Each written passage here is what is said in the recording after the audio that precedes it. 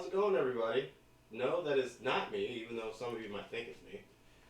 Good evening, everybody. Happy Tuesday to each and every one of you, and welcome to our October edition, October 2022 edition of McAgee3 Meetup. It's your man, McAgee3. You kind of can't see me right now, but just bear with me. We're just doing just a few last-minute adjustments. How y'all doing this fine Tuesday evening? Hope you've been well, hope you've been great, hope you're doing something constructive. If you're unemployed, had the day off, or you're just dealing with the world right now, I hope you had the opportunity to relax and decompress. So, tonight, this fine evening, we're shaking it up yet again. For our stream, we actually have me essentially getting my beautiness enhanced by several layers.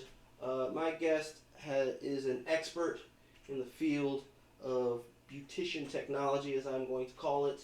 He's been doing this for a number of years. Also, fun fact, he's actually my older brother. I would like to introduce the man, the legend, the CEO of Association of Original Gentlemen, Robert Agee. How are you doing, sir? Sir, I am doing quite fine. Thank you. It is an honor and a privilege to be here. Let's get this thing crack-a-lacking. I'm excited. Are you excited? I am very excited. I'm always excited. I am the epitome of excitement, even though I'm doing stuff right now, but that's fine. Yes, the sir. show must go on. That's how we roll in these mean streets on the west side of 95. Get it? Oh my gosh. So let's start, while I'm still fumbling around here, let's start with tell the people a little bit about yourself. Okay, so like my brother said, he gave my first name. I don't normally give the first name. I just go by Mr. Agee. Association of Original Gentlemen.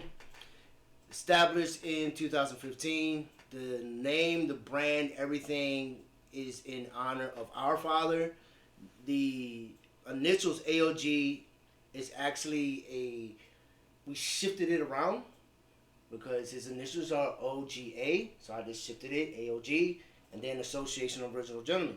Now, Association of Original Gentlemen, it's like, well, that doesn't really say barber. It doesn't need to say barber.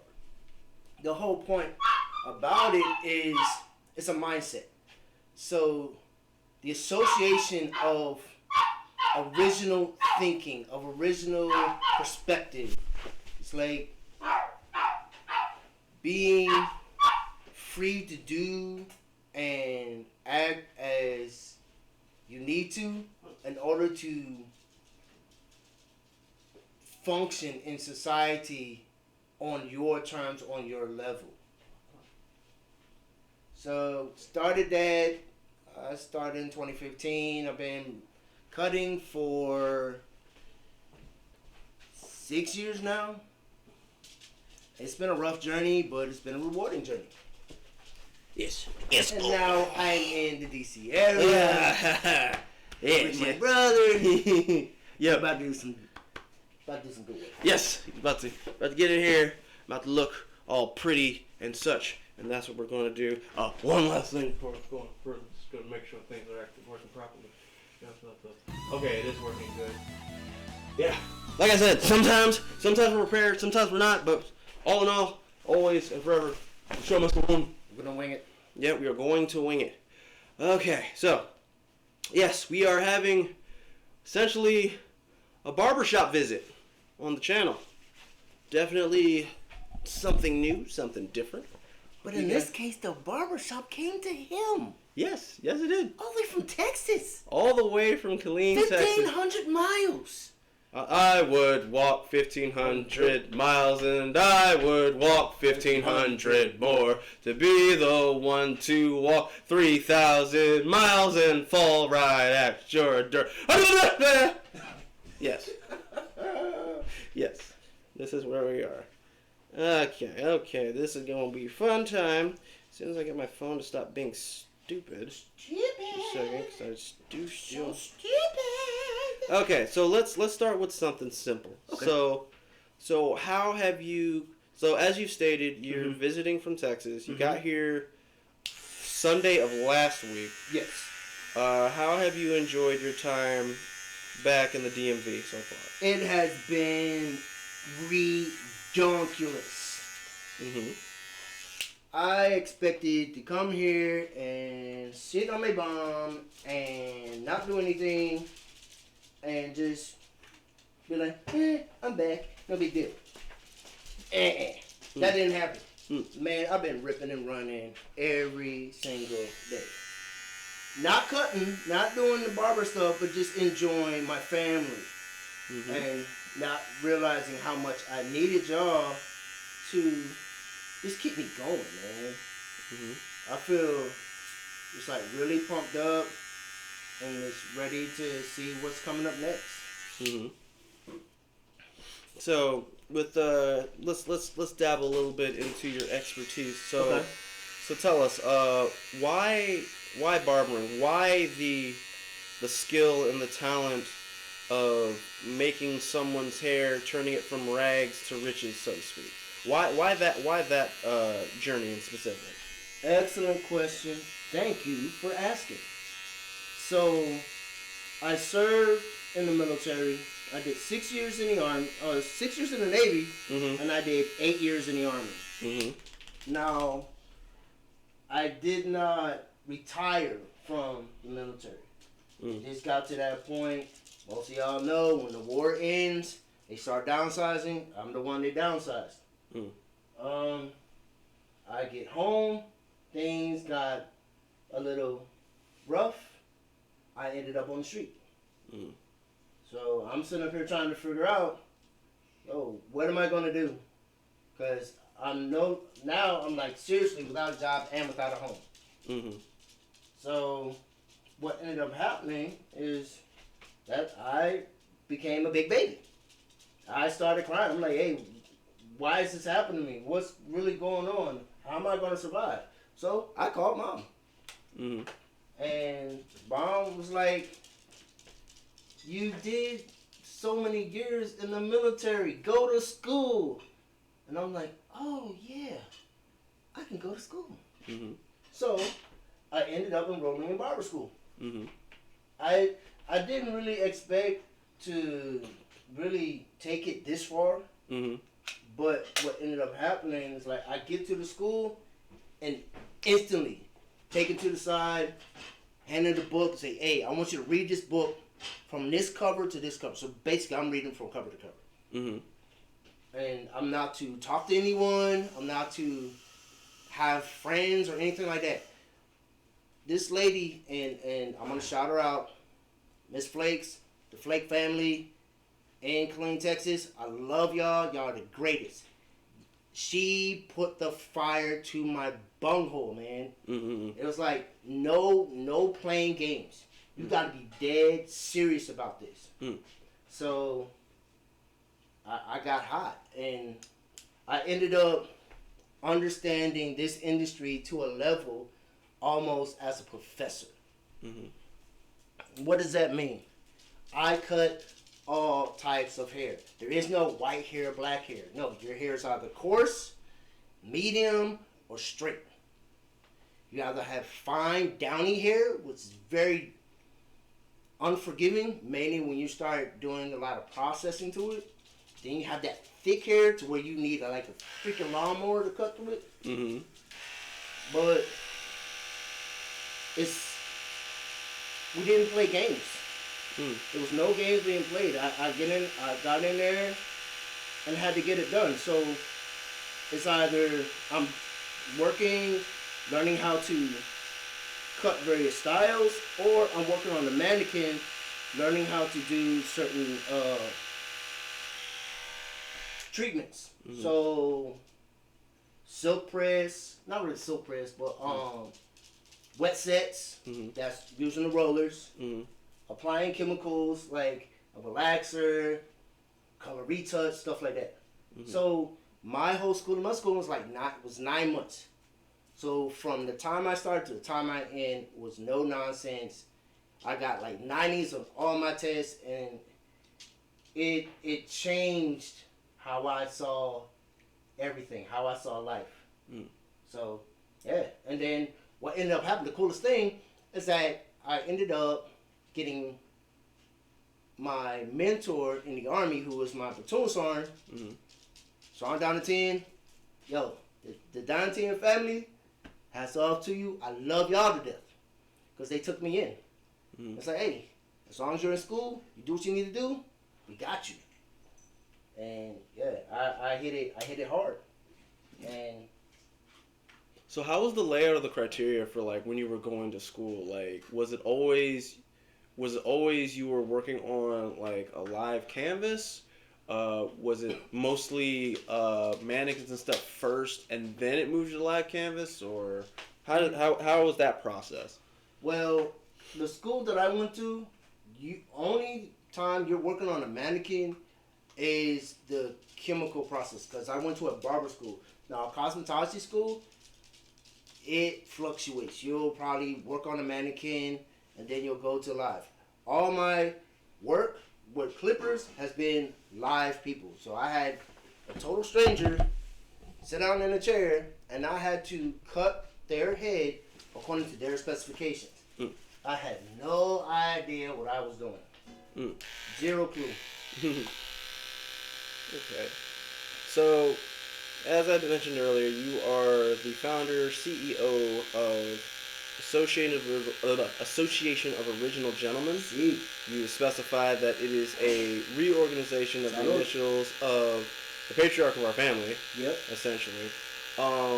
Is there any other origin information you can share upon that particular title? AOG started dead bang while I was in school. Mm-hmm. Like, I'm sitting in the class, I don't even have my clippers yet. And it's just like, boom, okay, this is going to be my logo, this is going to be my brand. Mm-hmm. And then I was like, okay, wherever it goes from there, so be it. Mm-hmm. It's still a work in progress. Mm-hmm. But out of all the folks in my class, I was one of the few that actually put it to thought. Right. Like, I'm not just going to be such and such the barber or such and such the barber. I said, nah, I need it to be something more. Mm-hmm. I need to be, but when you ask me, I'll tell you, nah, I'm just a barber. Mm-hmm. But the key is that you want to think further. You want to forward think. So it's like, where do I want this to be 5 years, 10 years, 15 and 20? So right now I've just passed my 5-year mark. Mm-hmm. And so far so good. It started to get scary, but because with the certain events that happen, Mm-hmm. but I managed to survive. Good. It's always good to know that you're still making on. Lonnie, stop being the butthead.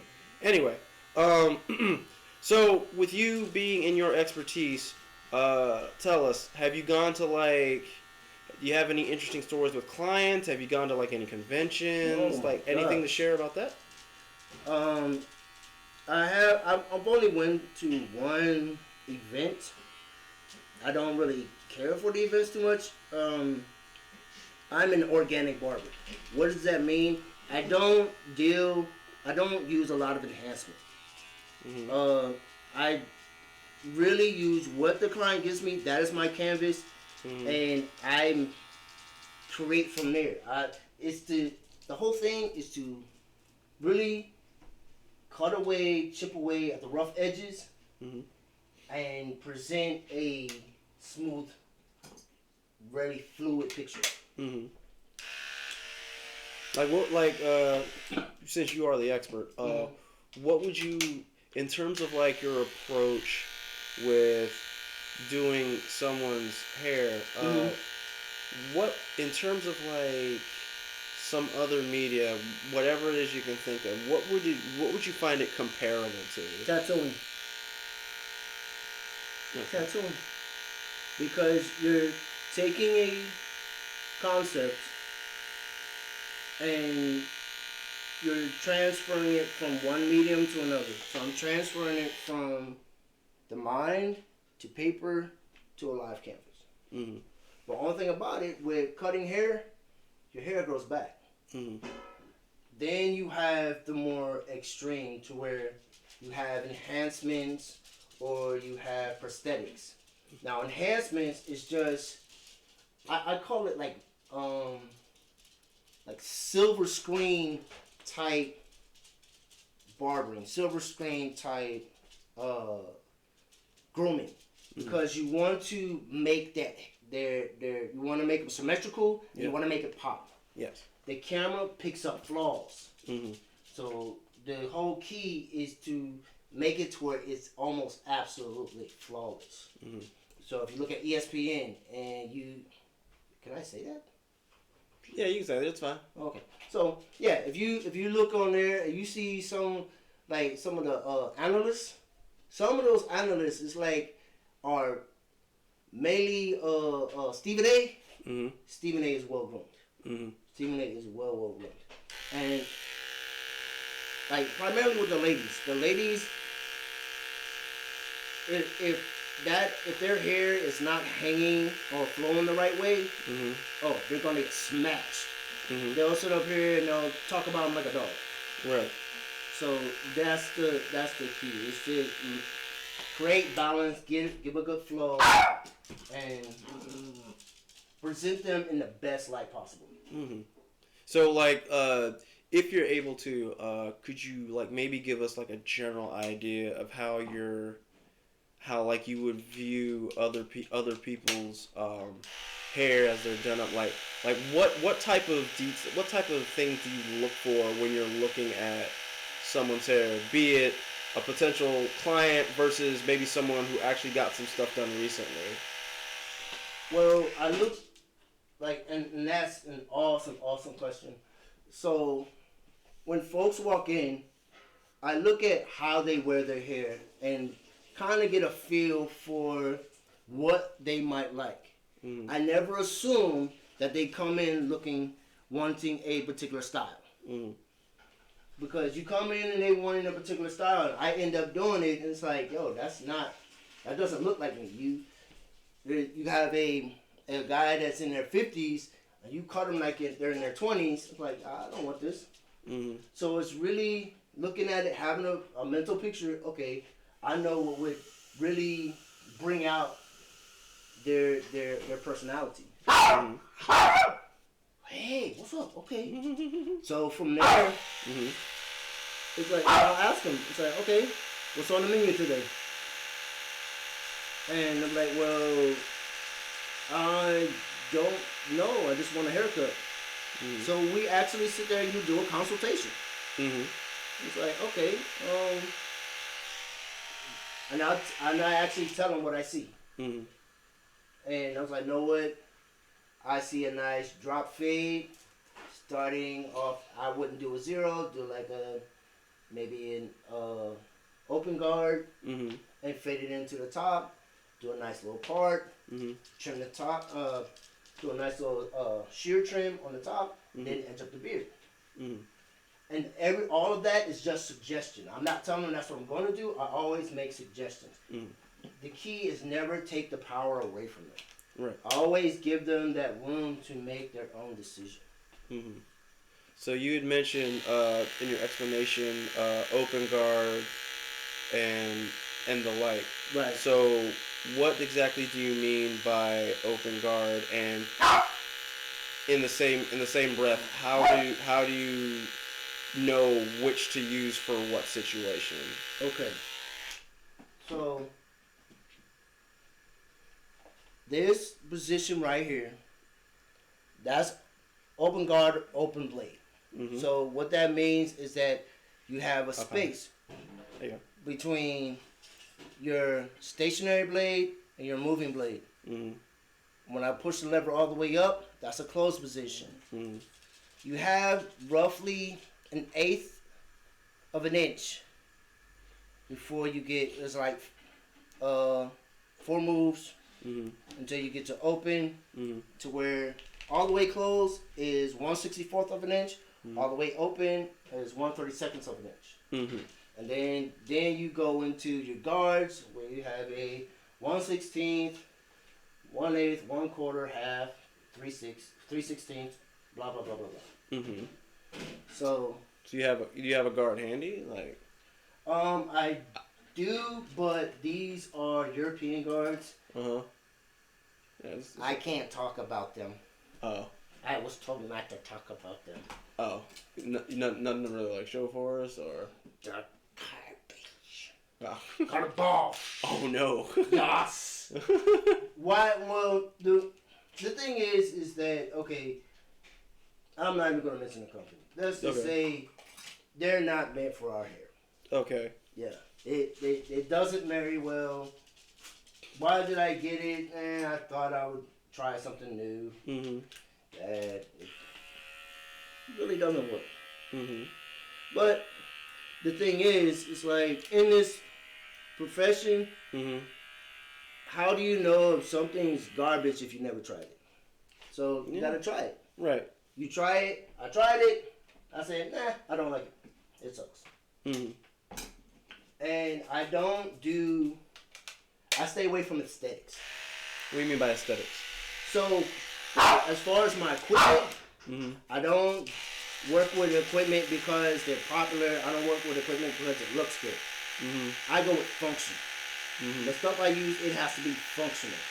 Like the clippers I have right here, I'm not going to mention the name because I'm not... Well, you know what? I can mention the name even though I'm not sponsored by them. So, these are Osters, and these are detachable blades. Most barbers don't use detachable blades. I don't know why. I like using them.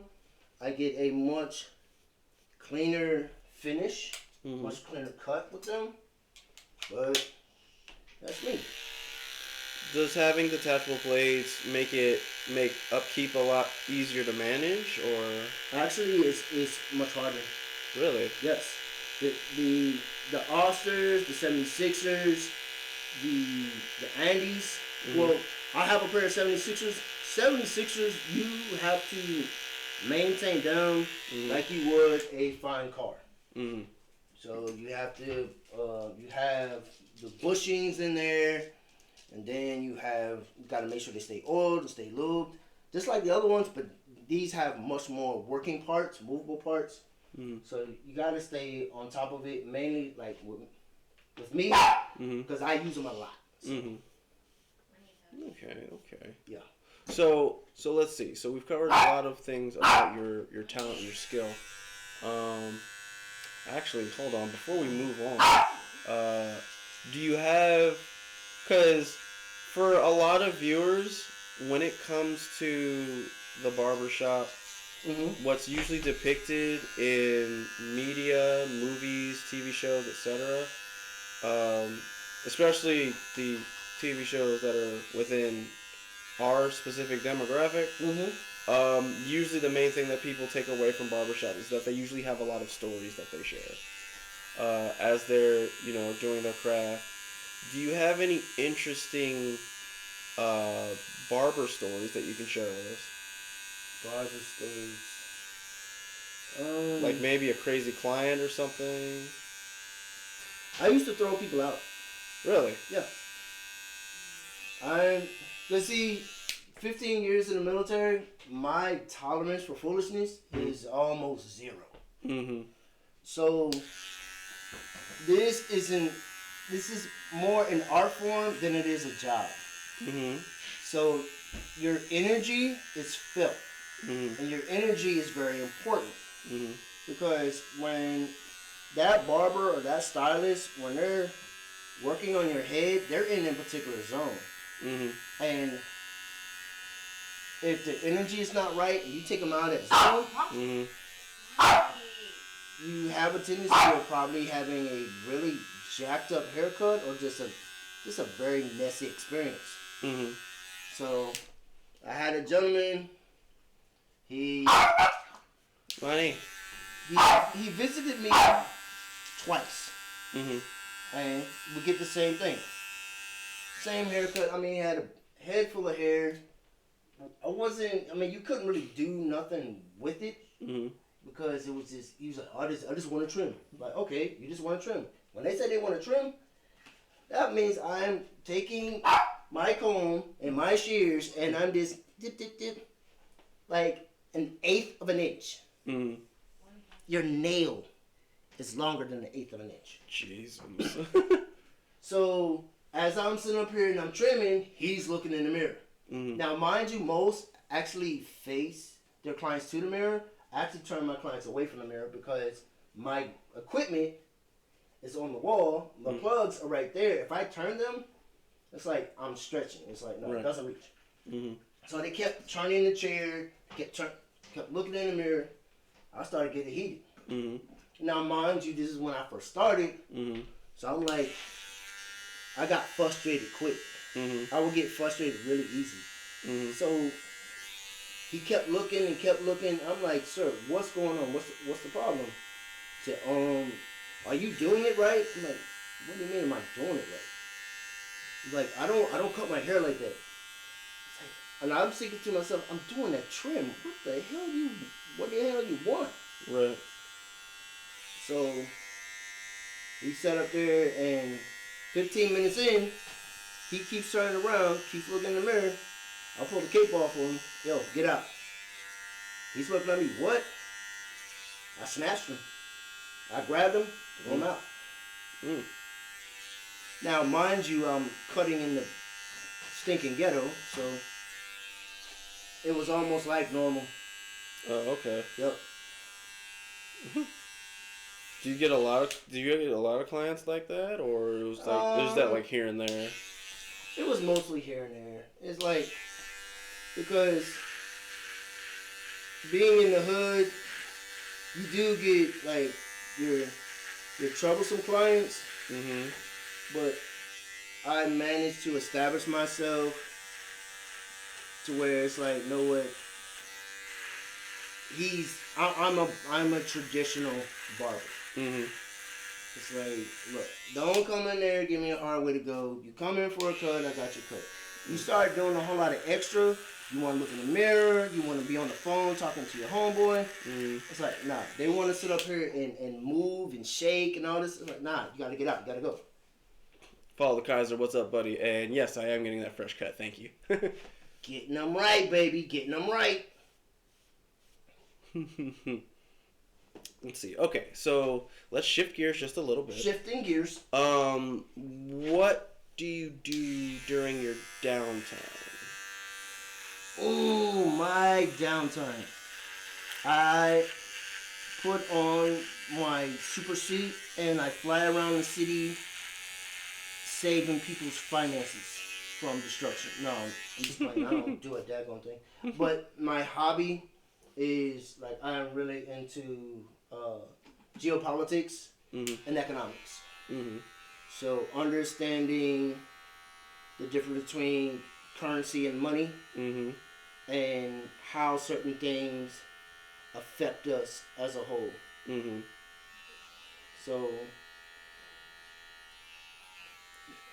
through a little bit, since you mentioned economics, through a little bit of the research that I've done about you, it occurs to me, but I found that you collect silver. Yes, I do. Care to share a little bit more about that? I am a precious metal stacker. Mm-hmm. So what does that mean? That I exchange my currency, fiat, greenback, debt notes, for actual money. Gold, silver, platinum, palladium. I would deal in rhodium, but that's way too high. That's way out of my pressure. So what's that process like dealing with the precious metals market? The precious metals market is just so dynamic. And I'm learning as I go. So, like, I'll sit up here and I'm not just watching the motion of the metals, but I'm watching the motion of the entire market. So I'm watching what's happening with oil. I'm watching what's happening with cryptocurrency, the stock market. Because here's the thing.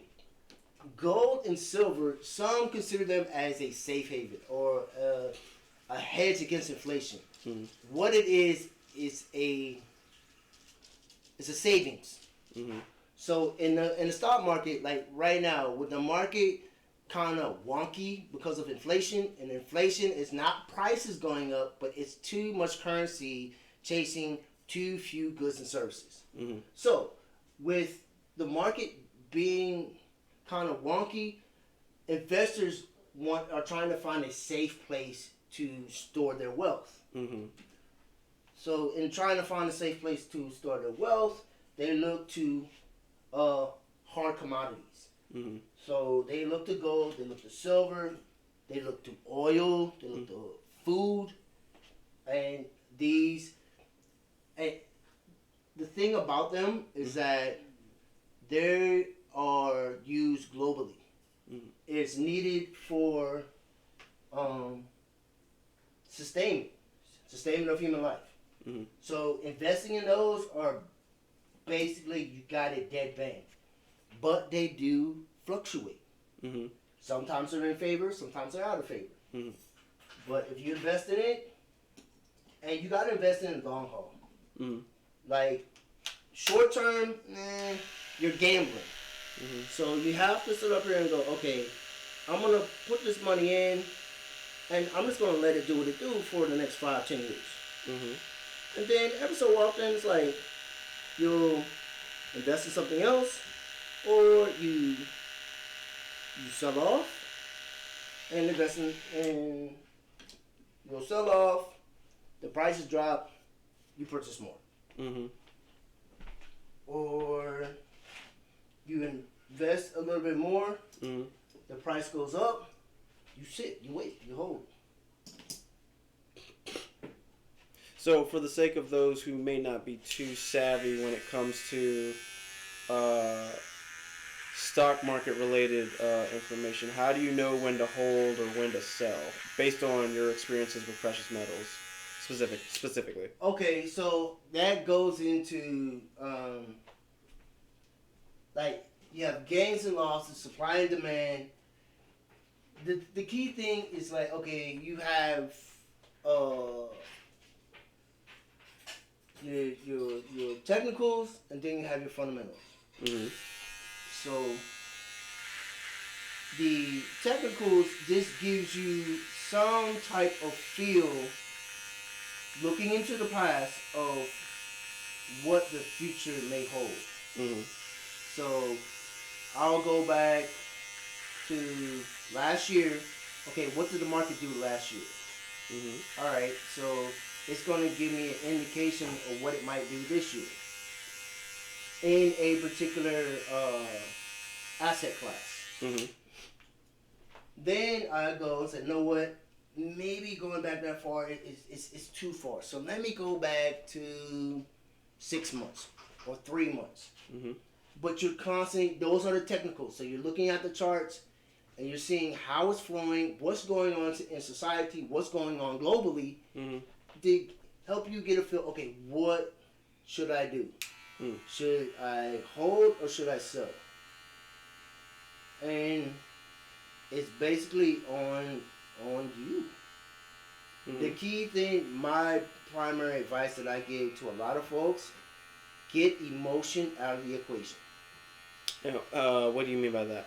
Now, the emotion is, oh man, my stock is in the red. It's a red day. Oh man, I'm losing money. No, see, you're going off emotion. You're going off a sentiment. Mm. Nah, stay out of sentiment. Get your emotion out of it. Only invest the amount of money you're willing to lose. And I will say that again. Only invest the amount of money you are willing to lose. Mm. So that way, it's like when it drops, Mm-hmm. you're like, oh, that means it's going on sale. Mm-hmm. My stock is going on sale, so I get to purchase more. And yeah. And then when it rises, it's like, hey, cool. And then you're looking for someone to buy it. Mm-hmm. But me, with precious metals, I don't sell. Mm-hmm. Shout out to Robert Kiyosaki, you're my dude. Mm-hmm. Robert Kiyosaki, the author of Rich Dad Poor Dad. If you don't know about him, follow him. I guarantee you will change your life. I read his book, E.B. Tucker, Why Gold, Why Now. I read his book. Oh yeah, I see finance, I see monetary policy so much differently now. The Fed, the Treasury, yeah. I've become a nerd, and I like it. It's awesome. So let me ask you, like, why economics? What specifically got you into economics, and how was that journey increasing your knowledge on that subject? So I got into economics when I started in stacking precious metals, because I wanted to have a better understanding of money and of currency. And something about it was like, does this thing stand alone, or do other things act on it? And as I started researching, and some of y'all out there are like, oh, duh, it's common sense. It's like nothing acts by itself. Everything is influenced by everything else. I didn't know that. Like oil. Like, did you know that we actually have our oil shipped to us? Like, what? I thought we have our own oil. We do. We do have our own oil. Just like when you go to the grocery store, look on the label. Just walk around the grocery store and look at the label, and you say it's made in. Half that stuff, majority, when you go down the aisles, majority of that stuff is not made here. Majority of that stuff, it's shipped in containers, and then stored in facilities, and then shipped out to the stores. So it's like I wanted to understand that whole process. So understanding how that supply chain worked. So I started talking to truckers, and I started talking to people at the grocery store, and they helped kind of groom my journey in understanding not just our economy here, but global economy. How, like, the whole situation in Europe affected the central banks. To where the central banks now, like, there's a big deal about currency. Most of the central banks now are allocating more precious metals, i.e. gold, into their accounts. Why? Because gold is that benchmark. It is that foundation to which all currencies are based. All financial transactions are based in that. It's universally recognized. Exactly, and that's what makes it precious. It's rare. It's hard to get. It's hard to refine, and it's globally recognized. So as you've been studying and better understanding economics, has the information that you've discovered, has it solely been from books? Have you had any like mentors or anything that kind of helped you along the way? Or I'm currently without a mentor. Like the books, the gentlemen that I mentioned, like Robert Kiyosaki and E.B. Tucker, I would love for them to mentor me, but it's like I read their books. It's unofficially, they're my mentors. But I also, like, there are financial channels like Kitco News and Stansberry Report. I listen to them like all the time. All the time. Great interviews. They give this like rock solid information. Very, very knowledgeable. I would recommend anybody and everybody to follow. Mainly when you're trying to understand the world of money, yeah. And if you're in a situation to where your money is funny and you're your change is strange, follow the bank. Money is funny, change is strange. I don't think I've heard that before. That sounds really good. When your money is funny and change is strange, follow the bank. What is the bank doing? And not just any bank. What are the central banks doing? And I told you, the central banks are allocating gold. They're allocating gold into their portfolio. They're allocating gold into their spreadsheet. Why? Because it's globally recognized. Fiat currency, that stuff that folds that you carry in your pocket, carry in your purse, carry in your wallet, you put in your bank account, is being debased. What does that mean? There's so much being printed that it's losing value. So why is it that it's doing better than everything else right now? Because the other countries out there are lost in the sauce, they're dazed and confused, they're panicking. They're in panic mode because of the supply chain issues. So what do? They go to the dollar. Why is America so strong? Not because we have the most gold. No, because we have the reserve currency. What is the reserve currency? The reserve currency, anywhere and everywhere you go on this planet, when you're doing big transactions, like your supply chain, all that is denominated in U.S. currency. So it's not the physical currency being transacted, but the value of it is being transacted in U.S. currency. So what you're saying is a lot of the transactions, they may have their own currency that they use at whatever location, but the measure of that currency is usually has the United States dollar as like the base of the measuring stick. Exactly. Right? Yes.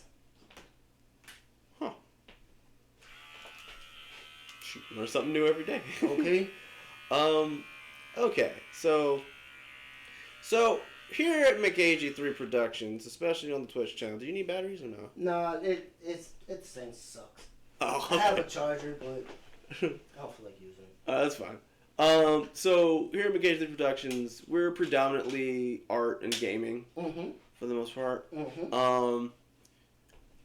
Are there any games? They don't necessarily have to be video games. Are there any games you actually do play? Chess. Okay. I'm not very good at it, but I enjoy it. Okay. It's good for focus, but like what's really, really cool, and it was brought to my attention today while eating breakfast with my parents, is that in playing by yourself, you can actually exercise both the left and the right side of your brain. So the analytical side, the left side, and the intuition side, which is the right side. So someone asked me, like, how do you like develop your strategy in playing chess by yourself? And that's what I came up with. So it's like one side you're thinking about your moves and all that, and the other side you're playing speed chess. And then I like watching you play your favorite game of Magic the Gathering, which is so awesome. I am so just lost because I relate that to geopolitics, which is absolutely fascinating. So how do you relate the game of Magic the Gathering with geopolitics, specifically Commander? Yeah, boy. Okay, so the thing about Magic is that I look at it as each player is a nation, is an individual nation, and each individual nation is building up their economy, is building up their infrastructure in order to be basically the last person standing. How you see, like I did that. So as you're developing your deck and you're strategizing, it's so intricate, it's so dynamic. And I'm looking at it, it's like, man, this is world economy. Because it's not just, okay, we put our cards on the table, okay, I hit you, and we're done. No, it's like give and take, ebb and flow. Like, dude, it's like, this is like what's going on right now in real time. Mm-hmm. And it's nuts. It's just absolutely nuts. Yeah, I'm speechless right now. Oh, you're Getting emotional. Yes, I may or may not have taken into my local game store recently, and he was exposed to some Magic the Gathering, Commander play specifically, and shout outs to my local game store Respawn and my community at that store for allowing my brother to feel welcome, and the very interesting conversations you guys had with him, to where, you know, you guys were able to correlate where he had we call it geoeconomy. What do you call it? Geopolitics, and how it correlated to, well, the game of Commander essentially. Yep. And such. Would you ever play Magic the Gathering? No. Okay. That's fair. And the reason why I wouldn't play it, it's not me. I don't play games. I am not a gamer. I don't play video games. It's like the only game I play right now is chess. Mm. And then I play with my guns. But that's for another interview.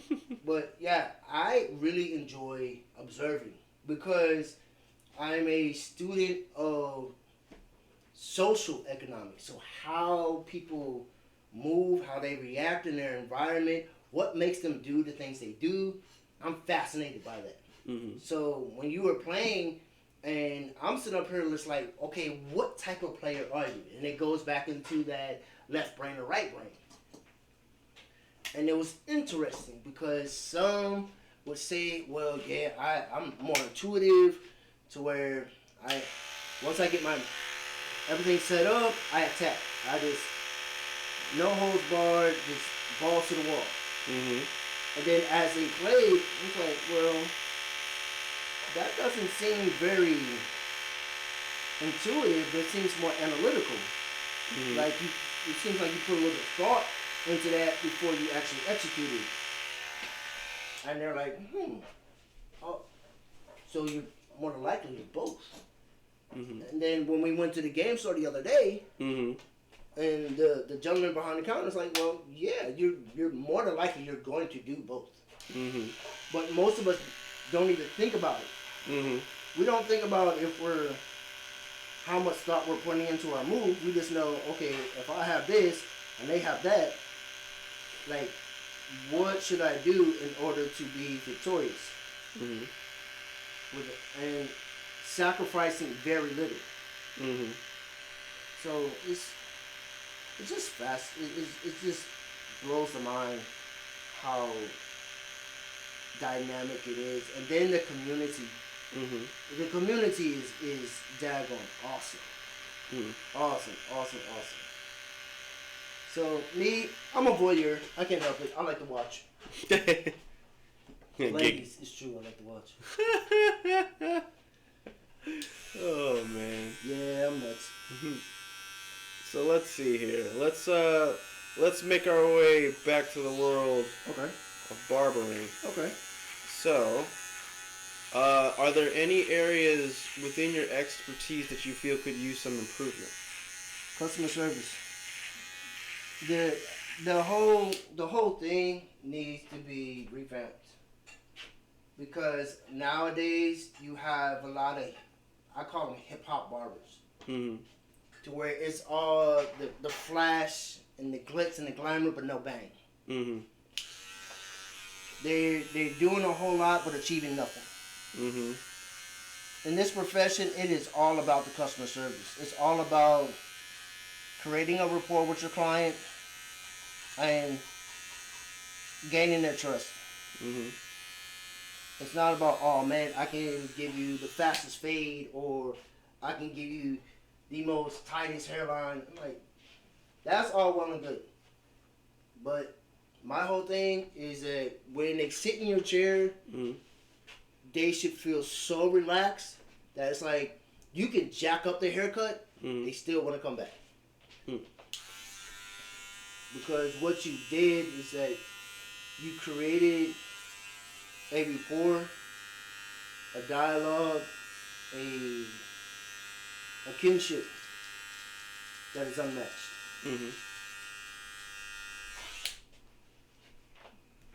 No, I lost it. I gotta look at it again. So I can do all the bells and whistles. Like I've enhanced and done color and all that. Most of my clients are like, dude, shampoo the hair, give me a nice cut, take care of the face. I just want to be relaxed, man. I had a hard day, and I just want someone that's going to take their time and do the job right. Lonnie agrees, apparently. Of course he does. So would you say that your occupation has not relaxing is not the word I'm looking for, more of a therapeutic side to it? It does. It does. Because this profession is one of the oldest professions in history, which sounds like prostitution, but yeah, it is. But just like being a bartender, like when people come in, they want to sit back, they want to relax, and they want to enjoy their drink. To where being a barber, people, they want to sit back, they want to relax, and it's like, hey, I just want to feel good about myself. Nice haircut, maybe a fresh shave now and again, and you handle that mirror, you get that north and south head movement. Yeah. So do you have a philosophy or a rule of thumb behind the craft that is barbering? My philosophy is no philosophy. I'm here for you. Whatever, it's like I'm here to be I'm the one grooming you. I'm the one helping you reach a level of appearance that makes you feel good. Now, as far as my brand, is that of my brother's keeper. Because there have been times to where just being a barber has become being a counselor or being a mentor, being a confidant myself. And I've had folks just tell me their whole life story. I've had folks to ask for my advice on things that would be considered way out of my wheelhouse. And most of the time that's a no-no. So, man, why would you give someone advice for something that, I mean, you're not licensed to do? It's like, well, you gotta understand something. It's just advice. It's just my take on something. What you want to do with this on you. So I had a client that came into a large sum of money, and he was wondering, like, what should I do with it? His wife was telling him, well, he should buy a new car. And he thought about it and thought about it and thought about it, and something about purchasing a car didn't really sit right with it. So he came to me. I'm like, invest. Take that money and have it work for you. And he was like, well, how do I do that? It's like, you find something, find a stock, find a commodity that you like, that you can stand behind, so you like how it's set up, and you put some money in on it.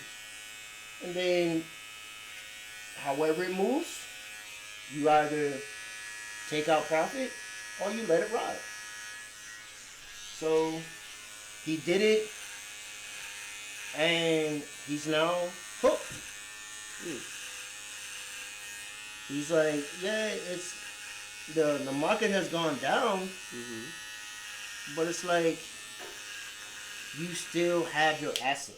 Your asset is good, even though, because you have to look at it like this. You have value and you have price.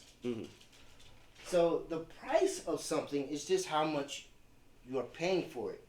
The value of something is determining its functionality. What is it used for? Now, if you have something that has multiple functions, it's going to have a higher value. I.e. the dollar.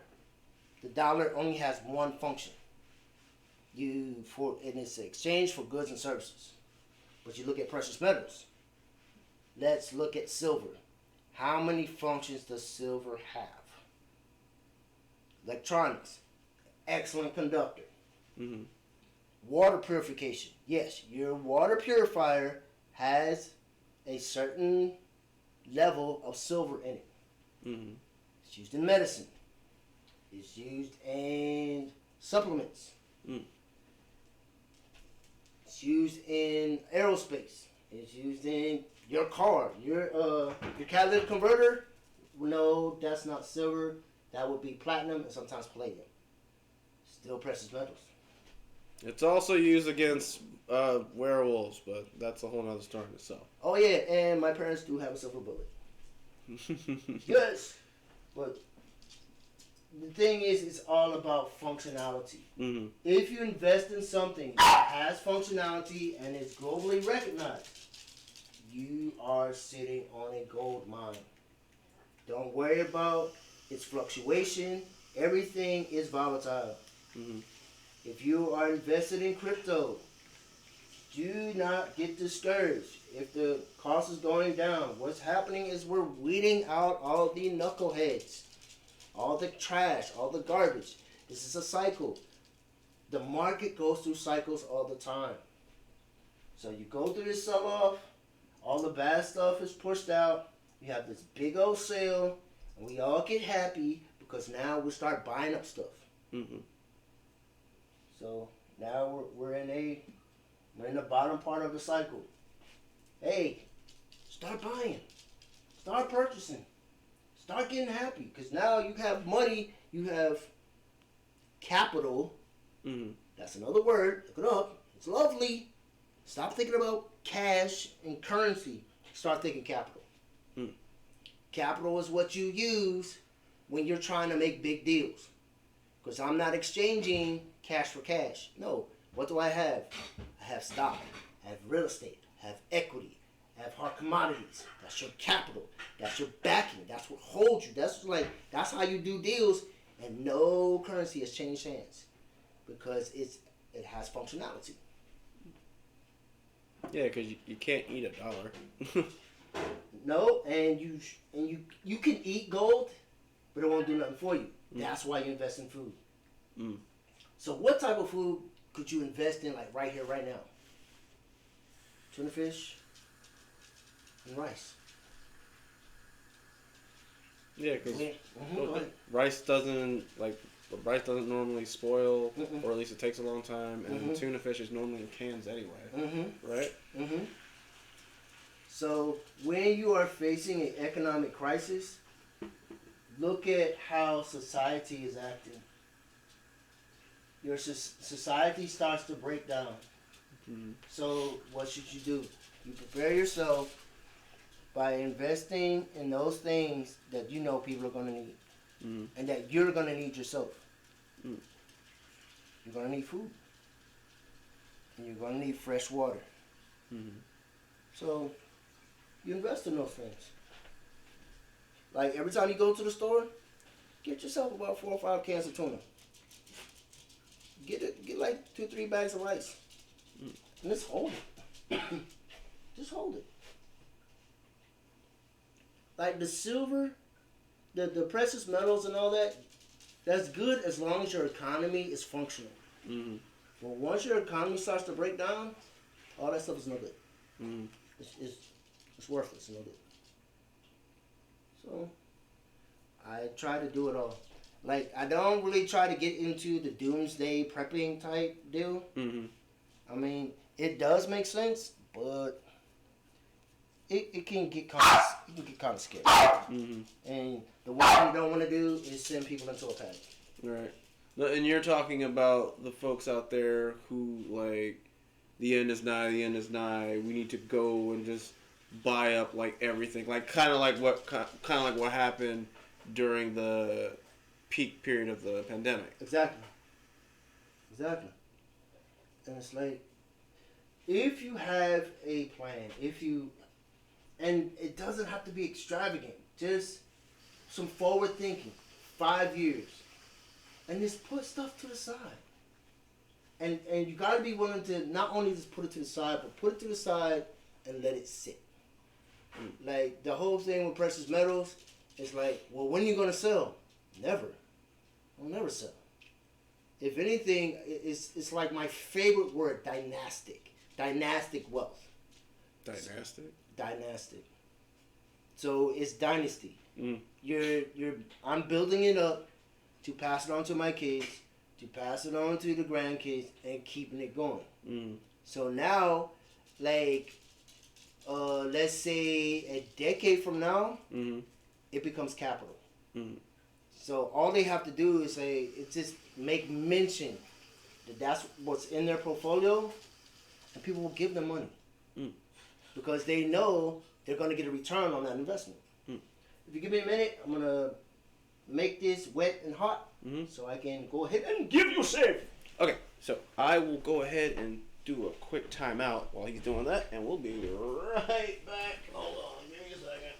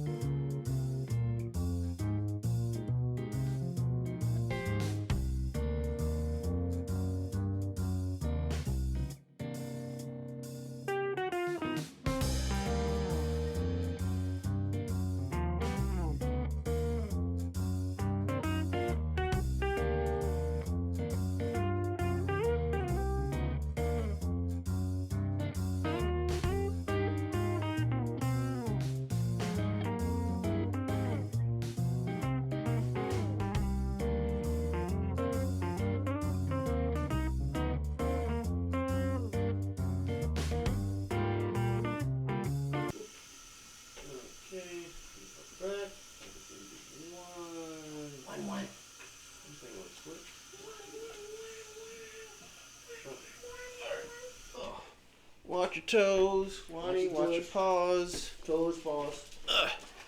All right, we're back. So, you were discussing, what was we discussing? Because I know we were talking about precious metals, but we were talking about the doomsayers. Oh, doomsday preppers. Yeah. So, I have nothing against doomsday preppers. They look at the geopolitics and they see that sometimes you see more than what's there. So they try to prepare themselves for worst case scenario. Like, look, if you served in the military, you already been trained in worst case scenario. So if stuff happens, trust in your training. It's not that hard. But the thing is that we as a society need to start looking out for each other. We are way, way, way too selfish. Way, way, way too selfish. It's like the stuff that I've learned and have allocated these past couple of years, I'm quick to share with anybody and everybody. And anyone that is interested in understanding a little bit more on what we're talking about, I'm gonna give my brother their permission to give to y'all my personal number, so you can contact me anytime, and we'll discuss this thing. We'll break it down, Barney style. I normally don't do that because sometimes I'm extra paranoid because I'm a vet and I'm a combat vet. But hey, so I'm out there. No, Wani, I'm not hurting him. Yeah, Wani, he's not hurting me. So let's see, what do I got? I have. So, with your brand, do you have any like any plans for either attending a major event or perhaps maybe a big project along the lines of dealing with your clients? Because I don't know if maybe that was something you might have considered while you've, essentially been on your vacation here. But anything along those lines? I don't do events because I don't do well in crowds. Like I said, I served in the Navy. I served in the Army. I've been deployed to Iraq quite a few times. And that whole experience, I don't like large groups. It draws way too much stuff that the moment I get a whiff of it, it's like game on. So yeah, I don't do the events. I really don't have anything planned. I'm just riding this wave. That's all I'm doing right now. I'm just riding this wave. So you made mention of your time in the service, and I'm just gonna throw it out there. Thank you for your service. Thank you for your service. That's so, because we've already talked off screen numerous times about how, both of our, of course, I'm always gonna say that your experience was way more of a headache than mine, and then you'll always say that mine is more of a headache than yours. So we're gonna have this contest? Actually, what I was getting at is that kind of, sort of, but not the way that you think. You know what? Let's do it for the sake of the fans. I would say, okay, so my question to you in terms of your time in service, accumulatively, what were the best things that you got out from both times in? Because I know we could very easily sit here and spend 5 hours talking about just how awful it was. But what were some benefits from you being there? For you, personally. The folks that I served with in VFA 192, World Famous Golden Dragons, they are my family. I love each and every last one of them. Even though some of them piss me off to no end. We functioned like a family. It was now, mind you, back in those, I came in 95. So there was a lot of stuff we did in 95 you can't do today. Right.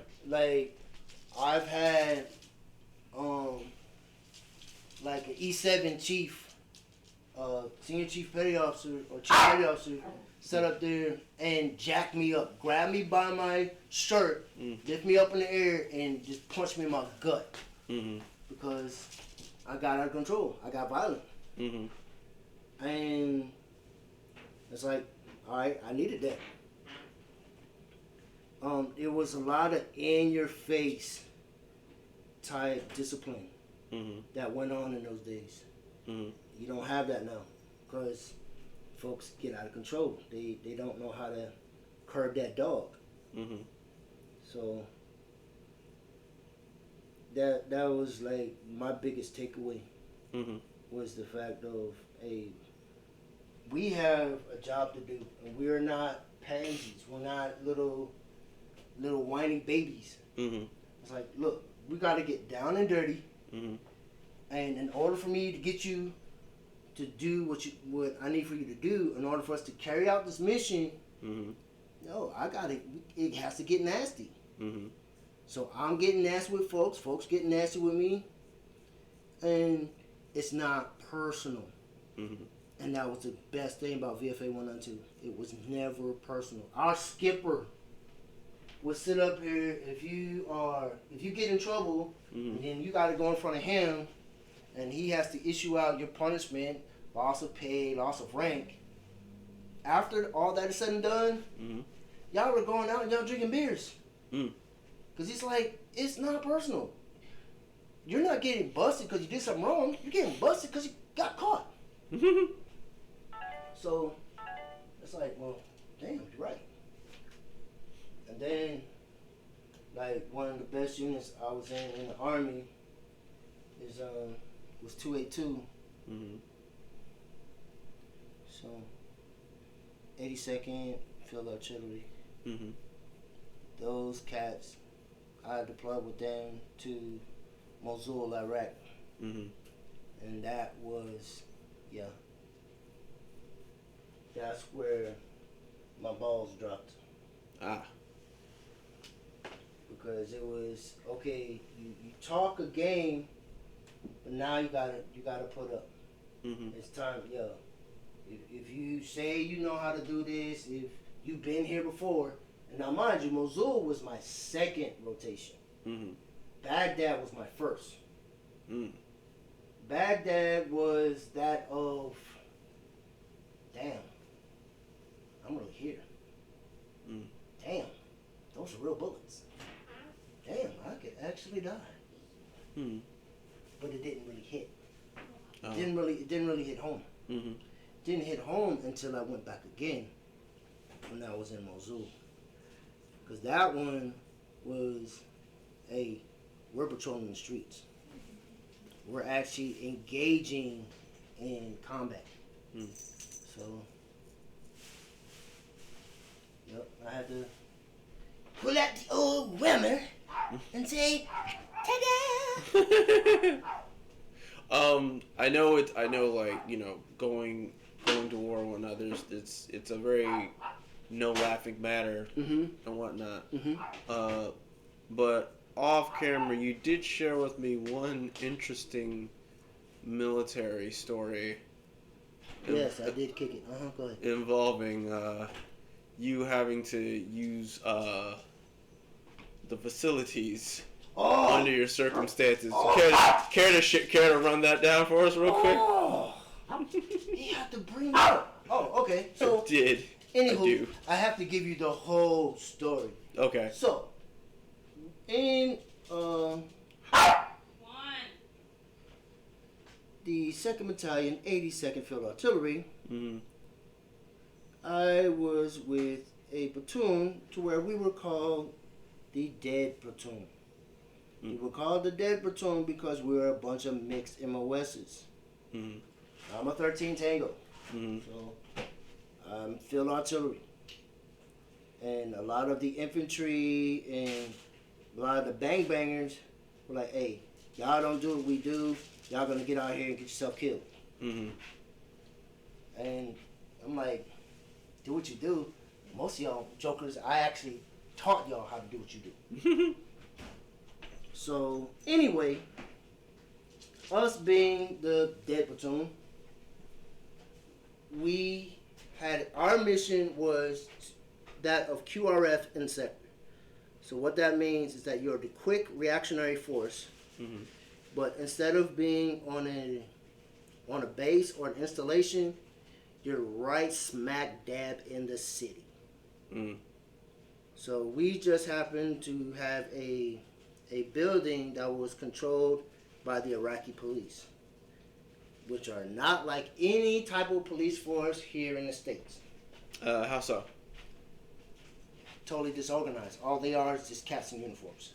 Oh, well then. Oh, and the funny part, Mm-hmm. they mimic us.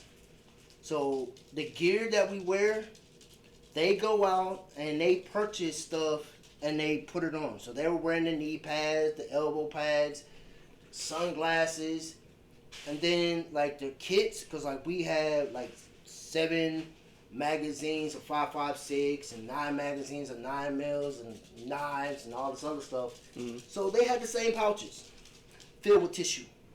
Oh no. Because for them, it was all about the aesthetics, how it looked. Mm-hmm. If I look the part, then I am the part. Mm-hmm. But it's like, dude, no. You can't function. None of their weapons worked. Mm-hmm. Because they were old and they didn't know how to maintain them. Mm-hmm. But, okay, I digress. So, anywho. Right. I'm inside the IP station, the Iraqi police station. Mm-hmm. And I'm on the radio because it's like when something happens, you have to be able to find out, okay, where your people are, what's going on, and how you're going to get to them. Am I going to call for air support, or are we going to just beat feet to their area to lay down suppressor fire? Mm-hmm. So this one particular night, we get a call.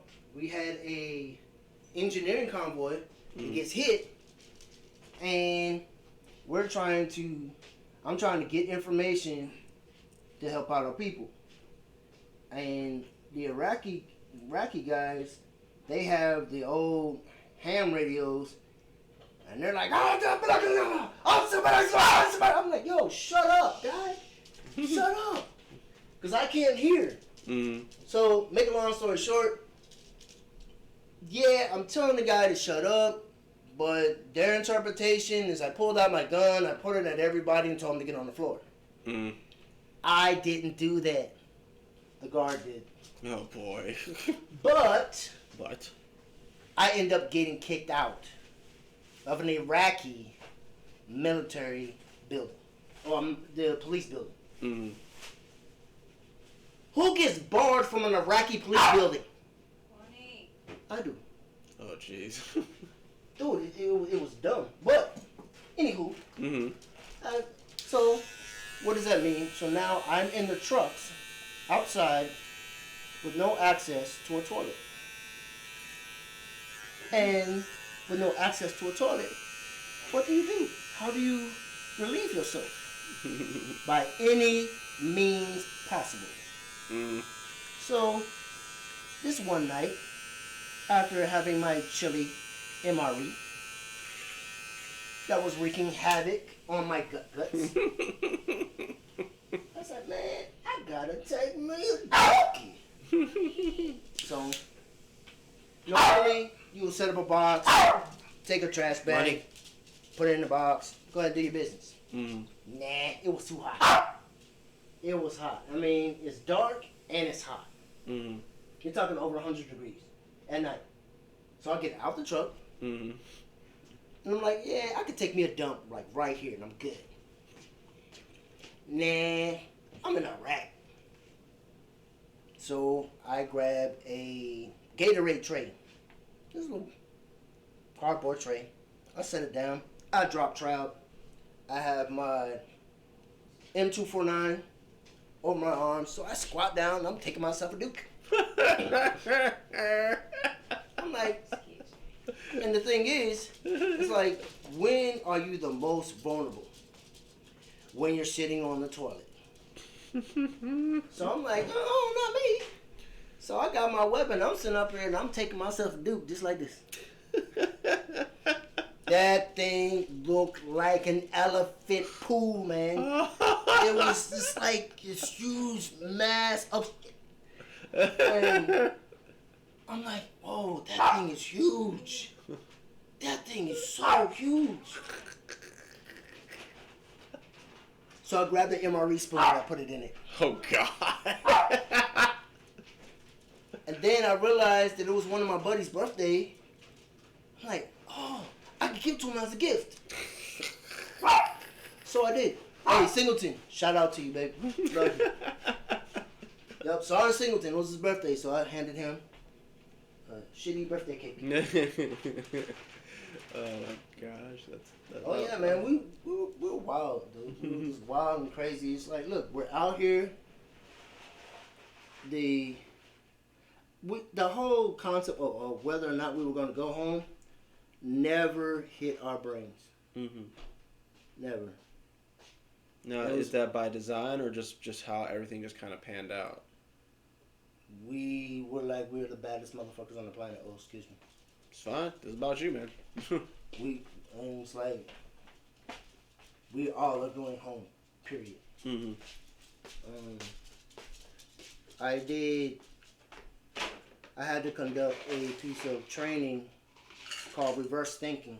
And this is a concept that I came up myself. Mm-hmm. So what reverse thinking entails is that when I go out the wire, when I'm patrolling outside our perimeter, I don't think like an American soldier. Mm-hmm. I think like an Iraqi insurgent. Mm-hmm. So where am I going to be? How am I going to execute? What's going to be my plan of escape? And I taught that to all my guys. So we went out there, we went out the wire, we're actually on the hunt.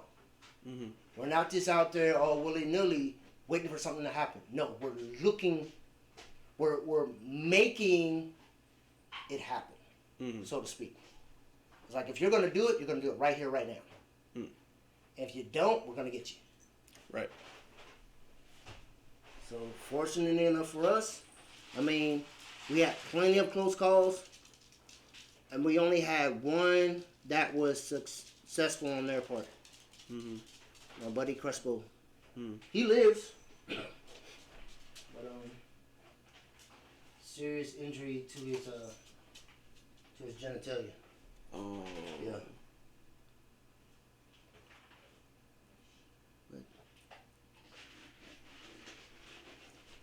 So you mentioned one of your the members of your platoon, and it shows that you've kept in somewhat track of them, at least to that extent. Probably not now.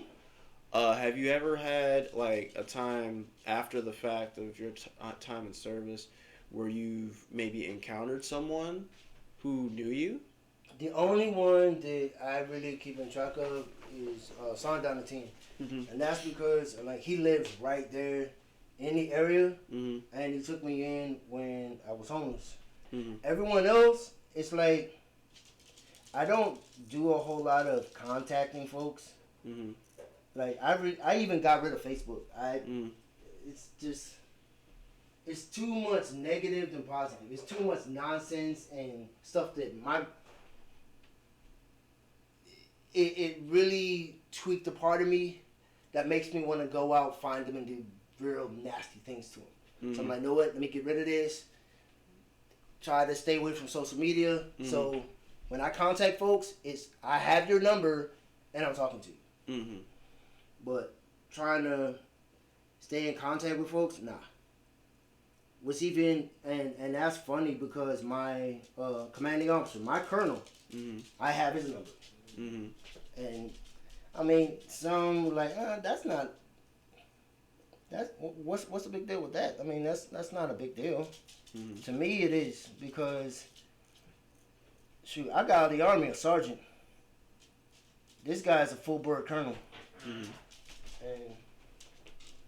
to this day, he knows if he calls me, I'm coming and I'm bringing the thunder. And I'm bringing all hell. Because that's how much that guy meant to me. He looked out for me. He could have busted me many times over because I was the type of NCO I did not play games. But have you had like a time where you just ran into someone randomly? Like maybe they just kind of recognize you or you recognize them? I don't move around like that. I've looked at folks dead in the face, knew exactly who they were. Dead stranger. And that's the way I like it. Like, because after a while, you kind of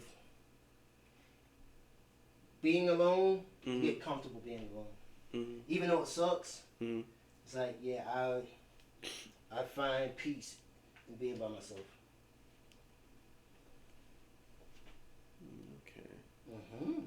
Indeed. Let's see. So, all right.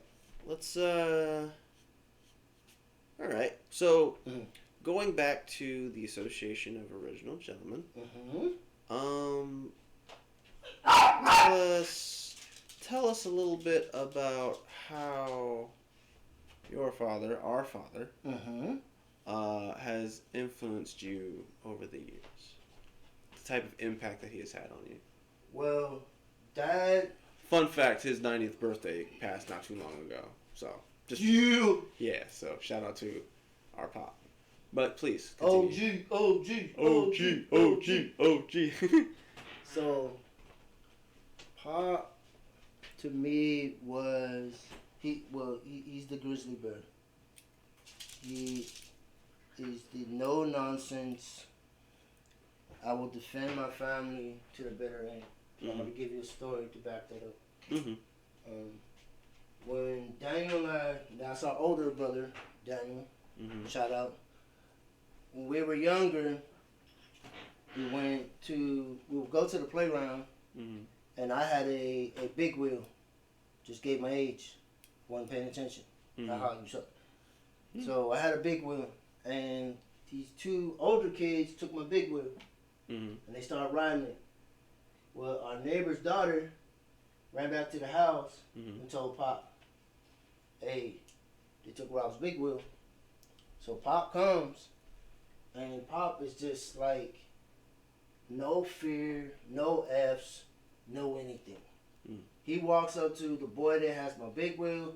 He busts him upside the head with a baseball glove. And he's looking at the other one square in the eyes like, you want some too? And that right there, I'm like, you know what? That's who I want to be when I grow up. I do not look at any type of entertainer, anyone in the public eye. No, my father is my hero. My father is the main dude. He is that bad MFer that I want to be when I grow up. And guess what? I am that bad MFer to this day. Oh, Lord. And if you don't believe me, you'll have my number and my address. Come get it. But yeah, and here's another fun fact. Our father does not drink. He does not smoke. He barely uses profanity. But yet, he's the grizzly bear. Well respected. Well respected. Now, us, he doesn't drink or smoke.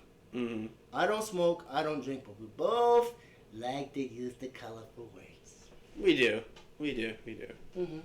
Out of respect, I'm not using the colorful words today because this is for my brother and I love him. And he says, well, you can, it's on you. I'm like, nah, let's be respectful. Next time, we'll get him. Yes, I do appreciate you greatly for, keeping that in mind. Oh, come on, let's do it. How people are. How people are? Greatly. Pre. She. I see what you did there. Big brother, you are loved and appreciated, man. Younger brother, you are loved and appreciated. Oh, thanks. And always keep that in mind, everybody. You gotta love and appreciate one another. Robert, would you say that love and appreciation is lacking in society? It's being distorted. Okay. Like, you hear a whole lot of talk about self-love. And how can you love anyone if you don't love yourself? To me, it's a prelude to selfishness. Okay. Because you get more folks talking about self-love and totally disregarding their neighbor. There's no courtesy anymore. There's no respect for, like, other people's dispositions. It's all about self. And it's like, where did it go? It's like you're not like the whole thing about self love was not okay. I'm just gonna love you and F you. Right. No, it's about okay. I'm gonna appreciate myself and what I provide to my sphere of influence, and then I'm gonna show value to you. So you exist. You have a purpose. You have a function, and I'm gonna show love to you. But what's happening in society? It's like no, it's all about me. Mm-hmm. It has to be me first. Mm-hmm. And I'm like, I don't. I can't buy it. I can't jive in it. Right. So. Okay, so let's see here. That was more on the deep end there. Let's try something a little bit more. Happy, joy. Happy and jolly. Happy, joy. Happy, joy, happy, joy, happy, joy, happy, joy, happy, joy, happy, joy, happy, joy. Hey man. Oh man. Hey Smallbus, what's up, buddy? How you doing? Glad you could make it. Let's see. So you've been here for About 2 weeks. About 2 weeks now. Oh. I know. Through my studies, it occurs to me that once upon a time, you were part of a bike club. Yes. Anything you can share about that? Like how that came about? Things happen. Mm-hmm. Instead of going into that, Mm-hmm. I'll give you a little bit of history of the culture. Okay. So, the culture actually sprung up after World War II. Mm-hmm. So, what ended up happening is like, because during World War II, you did have motorcycle riders. It was part of their MOS. They may have been infantry. I really haven't done a whole lot of research into that. Mm-hmm. Pepperjack, thank you for the resubscription. Love to appreciate it for that. She says, this warms my cold heart to see you bros in harmony. There it is. Yeah, there it is. That's what it's all about, man. Right. That's what it's all about. Please continue with your story. These military motorcycle riders, once the war ended, they, just like most vets, they really couldn't connect to the outside world. Mm-hmm. No one really understand what they were all about. Mm-hmm. So these riders actually had something in common. It's like, look, we ride. Mm-hmm. We love to ride. So that's where it all began. When in the late 40s, going into the early 50s, the culture started to come forth. Mm-hmm.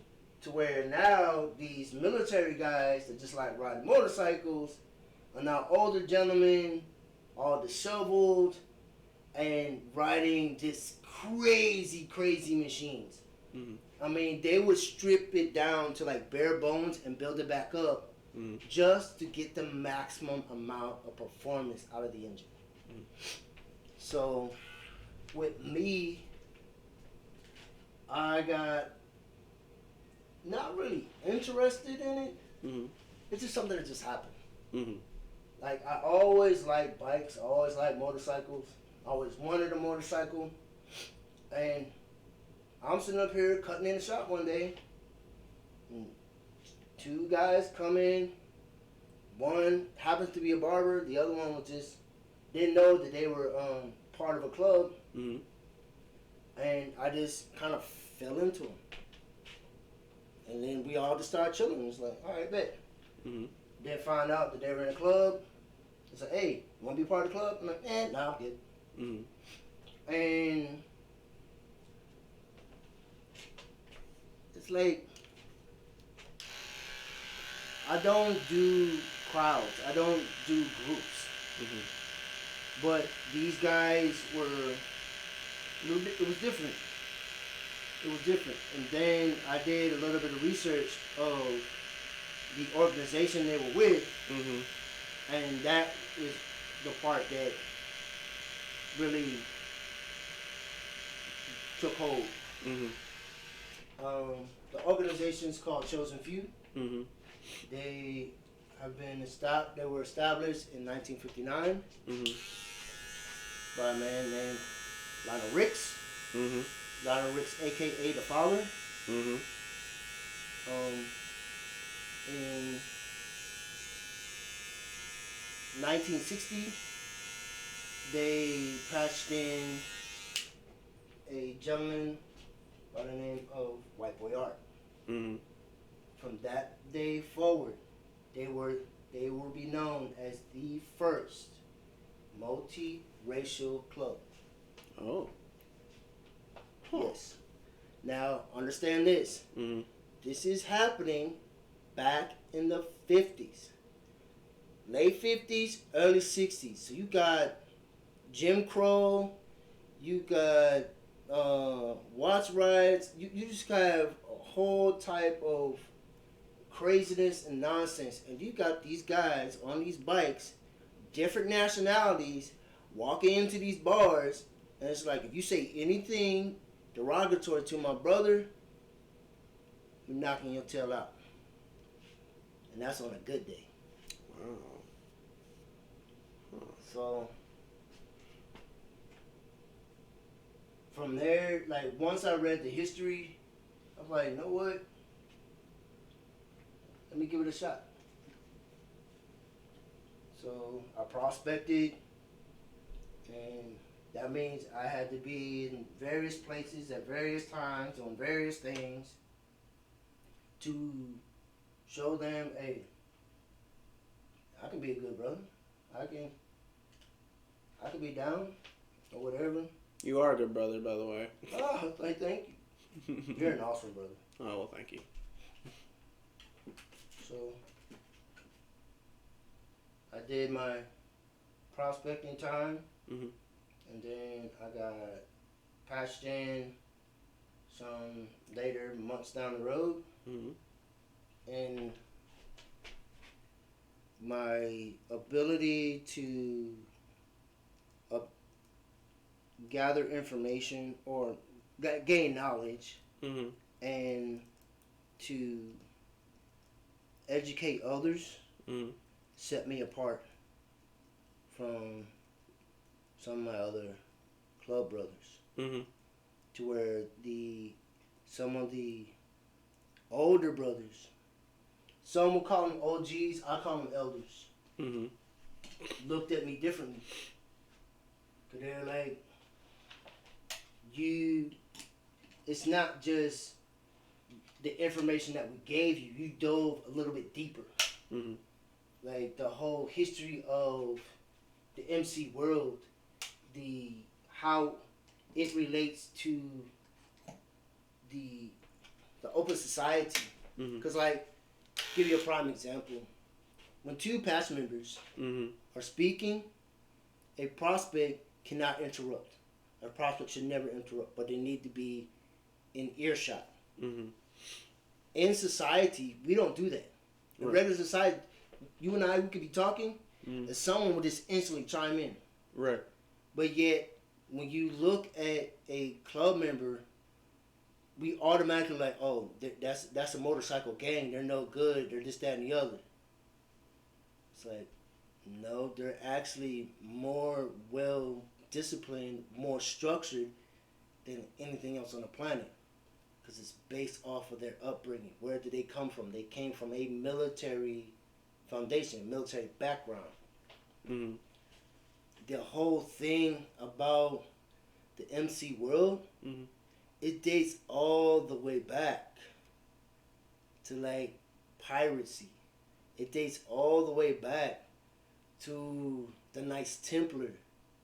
It dates all the way back to Christ. Mm. One man, followed by 12, who sat up there and went against conventional norms. Don't believe me. You look at it. Wow. That was actually really interesting. Like it's really cool that you keep up with the history behind the things that you like. It's more than just you just learning the current functions of whatever the subject matter is, but you actually have to dive in and know its origins, so that way, by looking at its past, you have a more clear, better understanding of its present. Exactly. Exactly. It's like never go into something blindly, even though the it's presented well. You should always do your due diligence. Know for yourself what's going on before you get involved. Now, some may say, ask me, well, do you still ride with them? Are you still part of that organization? I am no longer an active member of the organization. But I'm there for my brothers.